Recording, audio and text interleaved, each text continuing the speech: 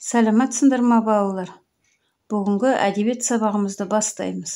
Бүгінгі біздің тақырыбымыз Қажығали Махамбетқалиұлының Тар кезең романы бойынша Сырым би, Сырым батыр бөлімі. Сабақтың мақсаты әдеби шығарманы қазақ әдебиеті мен әлем әдебиет үлгілерімен салыстыра талдап, шағын сын мақала жазу.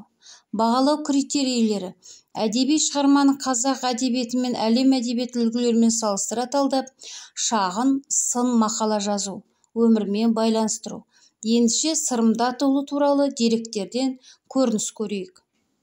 Орыс отаршылдарының саясатына ашық қарсылық білдірген Сырым батыр 2 рет түрмеге отырып шығады, бірақ райынан қайтпайды. Патша жендеттері батырдың көзін жою үшін ізіне түседі. Қудалау күшейген соң 1802 жылы Хиуаға бас сауғалап барған батырға хан әмірімен у беріп өлтіреді. Осыны сезгендей Сырым батыр, ажалым қай жерден келсе, сол жерге қойыңдар деп аманат еткен екен. Батырдың сүйегі Өзбекстандағы Үргеніш қаласынан 60 шақырымда жатыр деген дерек бар. Көрген бейнефильмдер бойынша Сырым батыр кім? Сұраққа жауап береміз. Мына дескриптор бойынша бағаланамыз. Сырым батырдың тұлғалық қасиеттерін сипаттаймыз. Қолбасшылық, азаматтық қасиеттерін жазамыз.